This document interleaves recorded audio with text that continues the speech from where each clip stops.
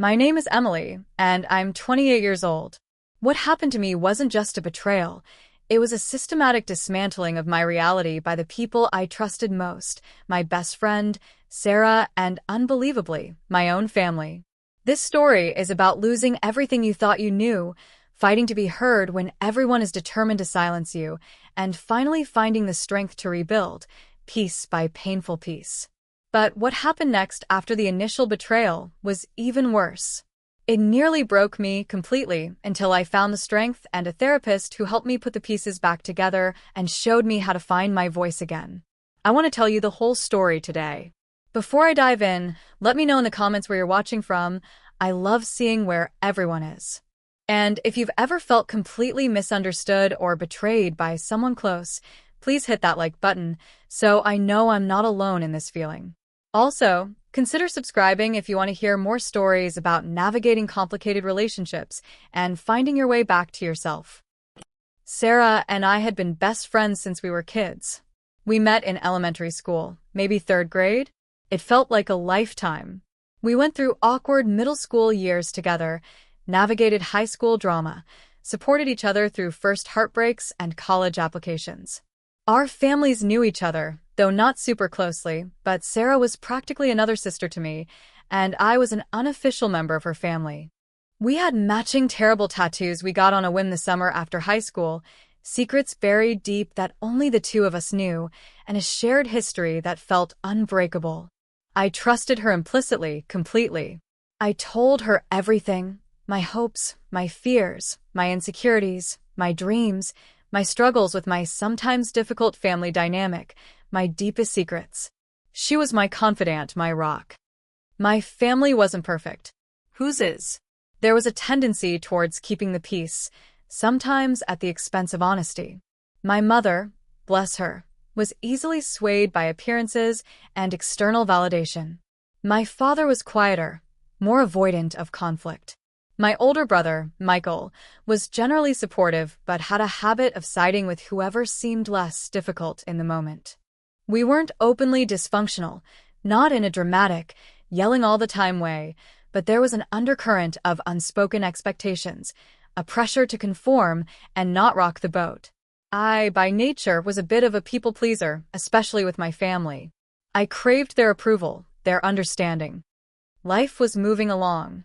I had a decent job, a small but cozy apartment, and my friendship with Sarah was still a central part of my world. We didn't see each other every single day like we did when we were younger, but we talked constantly, texted endlessly, and made sure to carve out time for each other. Our bond felt solid, tested by time and distance as we navigated early adulthood. The trouble started subtly, insidiously. I was going through a particularly tough time, personally. It involved a complicated situation at work and a difficult decision I had to make about my future. It was stressful, uncertain, and vulnerable. As always, I turned to Sarah. I shared everything with her, the nuances of the situation, the tough conversations, my anxieties about potential fallout. I cried to her, sought her advice, relied on her empathy. She seemed supportive, offering listening ears and reassurances. I felt grateful for her friendship during this period. Unbeknownst to me, Sarah wasn't just listening, she was collecting information. And she wasn't just supportive, she was judging, twisting, and preparing to weaponize my vulnerability.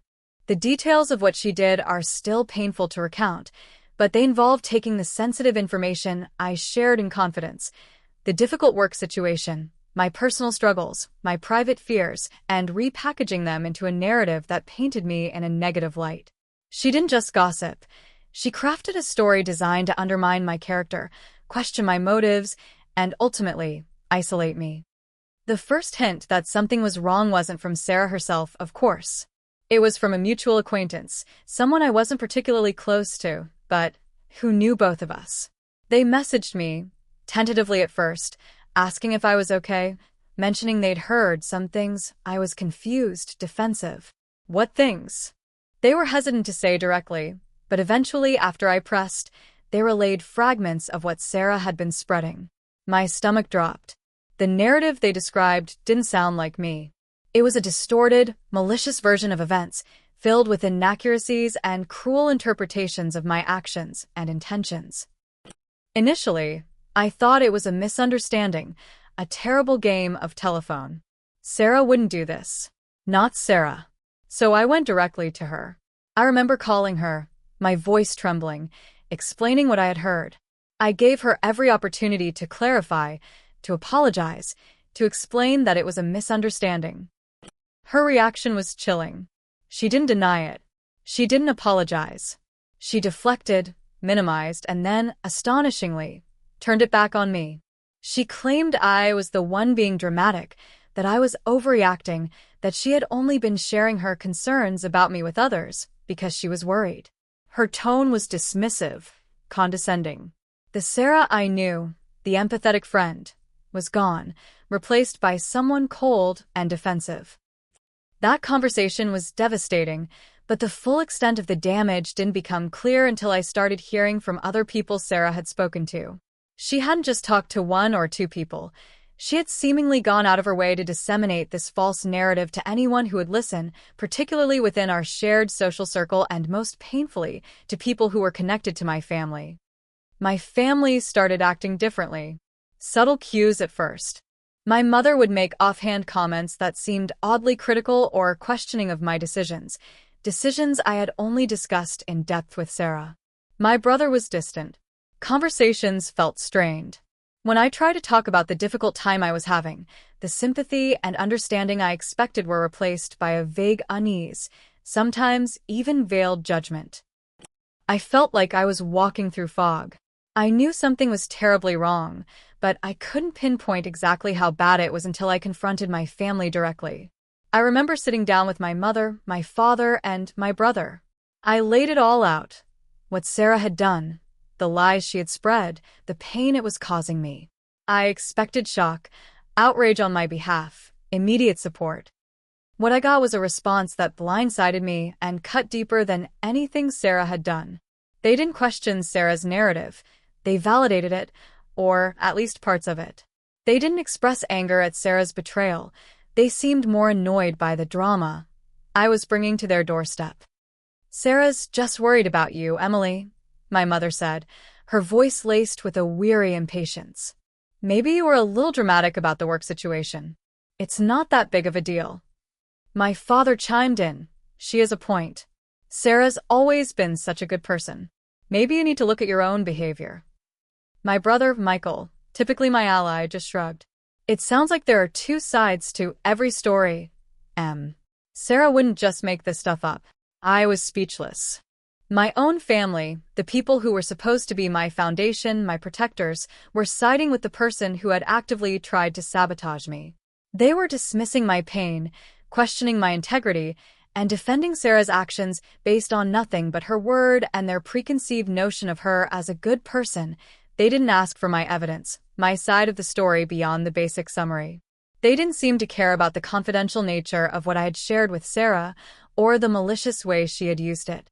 They cared about not disrupting their own comfort, about not having to confront the unpleasant reality that someone they knew and thought well of could do something so cruel, and perhaps most painfully, about not having to fully engage with the depth of my distress.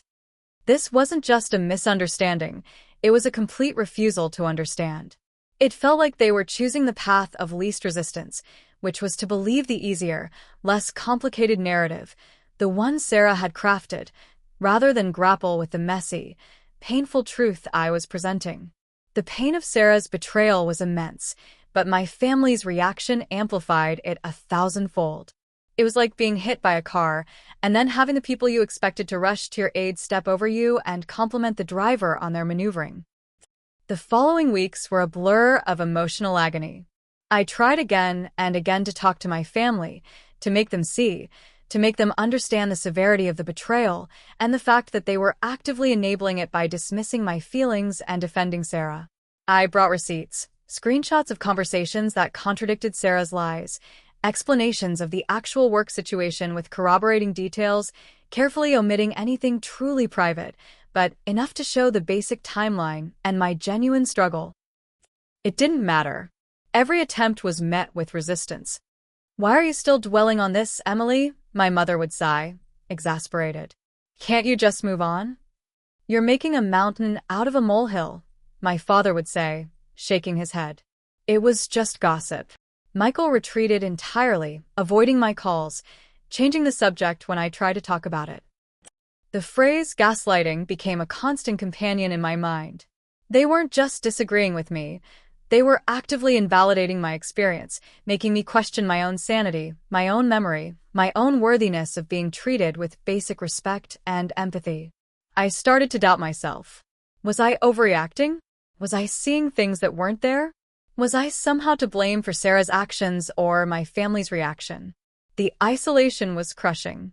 The people I relied on the most had become part of the problem, leaving me adrift in a sea of confusion and pain. This period was dark. Very dark. I lost sleep, lost my appetite. My anxiety was through the roof, manifesting in constant physical symptoms, heart palpitations, trembling hands, a knot of dread in my stomach. I felt a pervasive sense of grief, not just for the loss of my friendship with Sarah, but for the shattering of my illusion of family support. The betrayal had exposed a deeper fragility in those relationships than I had ever acknowledged. It wasn't just that they didn't believe me.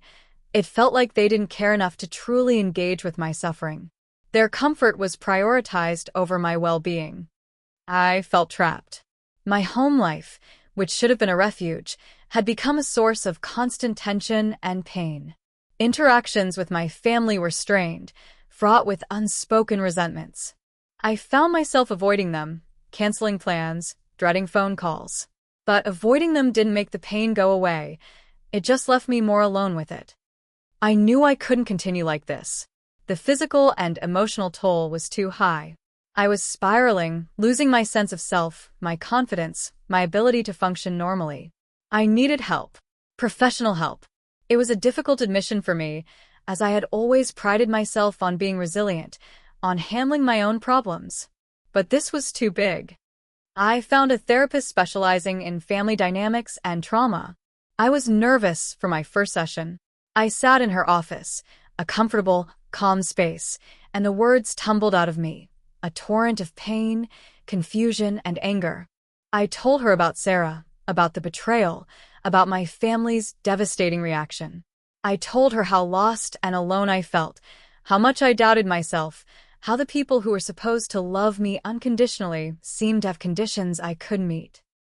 She listened, truly listened, without judgment, without interruption. It was the first time in months I felt genuinely heard. After I had poured out my story, she didn't offer platitudes or quick fixes.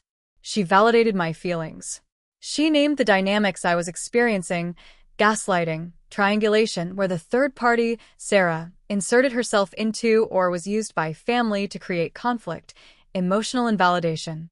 Just hearing those terms, understanding that there was a framework for what I was going through, was incredibly powerful. It wasn't just random cruelty, it was recognizable, albeit painful, human behavior. We spent several sessions processing the trauma of the betrayal and the family's reaction. She helped me understand that my family's inability or unwillingness to support me wasn't a reflection of my worth, but a reflection of their limitations, their fears, their own issues with conflict avoidance and emotional honesty. It wasn't my job to force them to understand or validate me. It was my job to understand and validate myself. Then came the advice that truly began to change everything. It wasn't a single sentence or a magical cure, but a set of principles and strategies that she helped me understand and implement.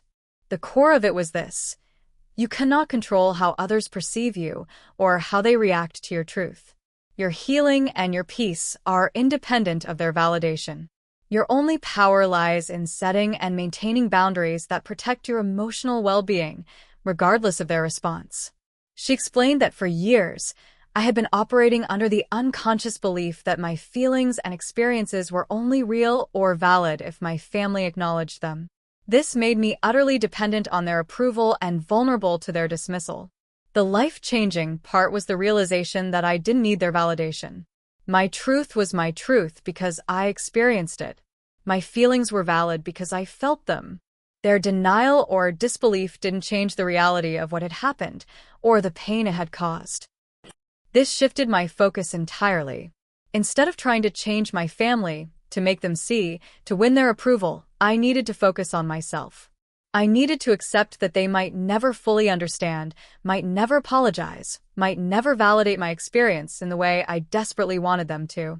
That acceptance wasn't resignation, it was liberation. It meant I could stop exhausting myself trying to crack a wall that wasn't going to budge. The therapy helped me understand the function of boundaries. For a people-pleaser like me, boundaries felt selfish, like I was being mean or demanding. My therapist helped me see them as acts of self-preservation, necessary for maintaining my mental and emotional health. They weren't about punishing my family, they were about protecting myself from further harm. Implementing these boundaries was terrifying. My therapist guided me, helping me identify what behaviors were harmful, dismissing my feelings, bringing up Sarah's narrative, pressuring me to get over it, and decide what I would and wouldn't tolerate. It wasn't about issuing ultimatums, but about calmly stating my needs and the consequences I would enact for myself if those needs weren't met, e.g., ending the conversation, leaving, reducing contact. The first few attempts to set boundaries were met with predictable resistance. I need to end this conversation if you're going to continue to dismiss my feelings, I told my mother calmly one day when she started minimizing the situation again. Her reaction was swift and sharp. Fine. Be difficult then. She hung up. When my father tried to defend Sarah again, I said, Dad, I understand you have your opinion, but I've told you my experience, and I won't discuss Sarah or the situation with you anymore if you're going to side with her. We can talk about something else, or I'll have to go. He bristled. You can't just tell us what we can and can't talk about. I can tell you what I will and won't participate in, I replied, my voice shaking slightly, but holding firm. I ended up having to leave that visit shortly after. It felt awful. The conflict wasn't disappearing, it was changing form. By setting boundaries, I was forcing them to confront the fact that I wouldn't just passively accept their behavior anymore. Their pushback was confirmation that my boundaries were necessary, even if it made things feel worse before they got better. It was a lonely fight. The validation I wasn't getting from my family, I had to find within myself, supported by my therapist. I kept reminding myself of her words, "Your peace is independent of their validation." The therapy also helped me process the complex grief associated with losing the idea of my family, the idealized version of unconditional support I had held onto. It was painful to accept that the reality was different, that the people I loved most had limitations and blind spots that actively harmed me in this situation. This acceptance was a crucial part of healing. It allowed me to grieve the loss and begin to build new expectations, based on reality rather than wishful thinking. As I grew stronger through therapy, the idea of a direct confrontation, not to gain their validation, but simply to speak my truth one last time for my own sake, began to form. It wasn't about changing their minds anymore, but about reclaiming my voice and stating my reality without apology or expectation of acceptance.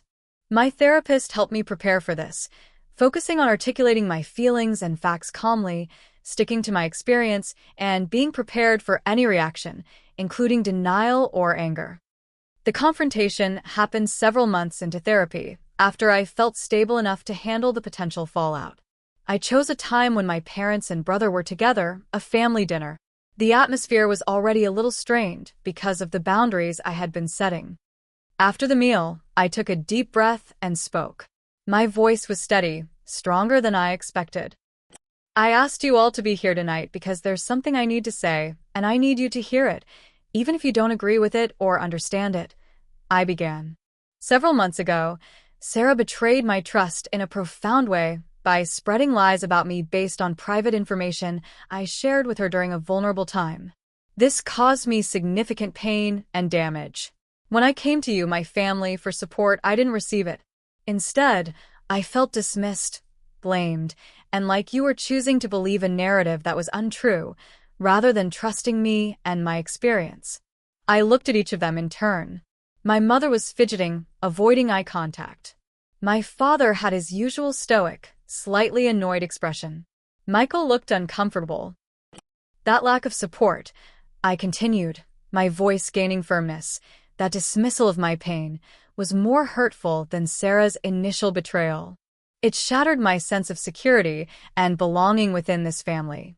It made me feel incredibly alone and like my feelings didn't matter to you. I stated the facts, calmly, clearly. I didn't get into heated accusations or rehash every detail of Sarah's lies or their past dismissals. I focused on my experience, my feelings, and the impact their actions or inactions had had on me. I've been in therapy, I said, surprising them. It's helped me understand that I cannot control how you react or whether you choose to believe me. And I've accepted that I may never get the validation or apology from you that I hoped for. This was the crucial part, the boundary reinforced by acceptance. But I need you to understand the consequence of what happened and how you responded, I stated. Because I felt unsupported and invalidated during one of the most difficult times of my life by the people I should have been able to count on, my relationship with each of you has fundamentally changed. I love you, but I can no longer pretend that this didn't happen or that I can rely on you in the same way I used to. There was silence. Heavy, uncomfortable silence. Then, as expected, the pushback began. "You're still going on about this?" my mother said, sounding wounded and irritated. "We didn't do anything wrong. We just didn't want to get involved in your drama." "Drama?" I repeated, my voice rising slightly before I reined it back in, remembering my therapist's guidance. "My life being significantly impacted by malicious lies isn't drama, Mother. And choosing not to get involved would have been staying neutral. Siding with the person spreading the lies and dismissing my pain was not neutral." My father sighed loudly. "We already discussed this, Emily. It's over." "It's not over for me," I said. "It's something I've had to heal from, largely on my own. And part of that healing is acknowledging the reality of where our relationships stand now." Michael spoke up, tentative. "So, "What does that mean, Em?" "It means," I said, looking at him, then back at my parents, "that I need space and time to figure out what healthy boundaries look like for us going forward. It means I won't be able to share personal vulnerabilities with you in the same way I used to. It means I need you to respect my experience, even if you don't fully grasp it. And if you can't do that, I will need to limit contact to protect my own well-being." The rest of the conversation was difficult. There were tears, mine, and surprisingly, a few from my mother, though they seemed more rooted in frustration than empathy, defensiveness, repeated attempts to minimize the situation. But I held firm. I didn't yell or get overly emotional, which I was proud of. I stated my truth, stated my boundaries, and stated the reality of the changed dynamic. I wasn't looking for their permission or their forgiveness. I was simply laying out the facts of where I was and what I needed to do to protect myself. The immediate aftermath wasn't a sudden, magical reconciliation. Far from it. There was more distance, more tension. My parents were clearly hurt and resentful of my boundaries, viewing them as a punishment rather than a necessity. Michael was caught in the middle, unsure how to navigate the new landscape. But something had shifted. By speaking my truth and asserting my needs, I had changed the dynamic. I was no longer the desperate, pleading daughter seeking validation. I was an adult woman setting terms for how she needed to be treated. This didn't make them immediately understand or apologize, but it did force them to interact with me differently. The overt dismissal lessened, replaced by a wary distance. I continued therapy, focusing on solidifying my boundaries, processing the residual pain and grief, and rebuilding my sense of self-worth, which had been significantly eroded. I learned to trust my own judgment, my own feelings. I focused on nurturing relationships that were supportive and healthy. The relationship with Sarah was over, irrevocably. The trust was shattered beyond repair.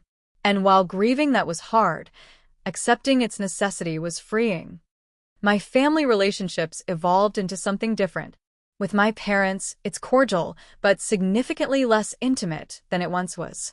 We talk, we see each other, but the level of emotional vulnerability is much lower.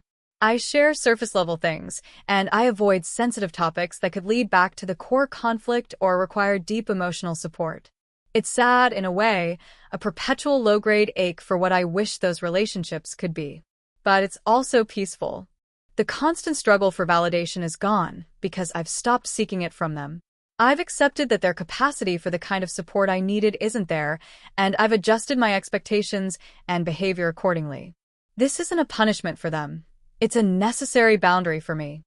With Michael, the relationship has been better. He saw the toll it took on me, and while he never fully apologized for his initial reaction, he's been more understanding and supportive since I set clearer boundaries and stopped trying to force the issue. He started to see the situation not as drama, but as something that genuinely hurt me, and he adjusted his behavior. The resolution isn't a perfect Hallmark movie ending. There wasn't a grand apology or a moment where everyone suddenly understood. Resolution, in this case, is acceptance of the changed reality. It's finding peace not in reconciliation on their terms, but in building a life where my well-being is prioritized and protected by healthy boundaries. It's understanding that I can love my family while also acknowledging their limitations and protecting myself from their harmful dynamics. The life-changing advice from my therapist wasn't a magic wand, but a compass. It pointed me towards self-reliance and self-validation. It taught me that I am the only one ultimately responsible for my own peace. It empowered me to stop seeking external approval and start cultivating internal strength. This journey has been incredibly difficult, filled with pain, confusion, and loneliness. But it has also been transformative.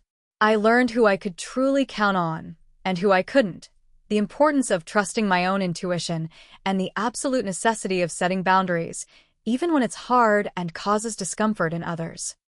I am still healing, and some days are harder than others. The scars of betrayal and family invalidation run deep. But I am no longer defined by what happened to me or by my family's reaction to it. I am defined by my resilience, my capacity for growth, and my commitment to living a life grounded in my own truth and values, with or without the full understanding or approval of everyone around me. I learned that sometimes the people closest to you can hurt you the most, not necessarily because they are evil, but because of their own fears, biases, or inability to confront uncomfortable truths. And I learned that healing isn't about erasing the past or forcing people to change. It's about accepting reality, setting healthy boundaries, and rebuilding your life on a foundation of self-respect and self-love. Thank you for listening to my story today. It means a lot to share this and feel heard. If any part of this resonated with you, especially the feeling of being misunderstood by your family or the struggle to set boundaries, please let me know in the comments below. Sharing our experiences helps us all feel less alone. If this story touched you, please hit that like button.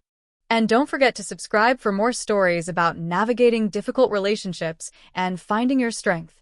Remember, your feelings are valid, and your peace is worth protecting.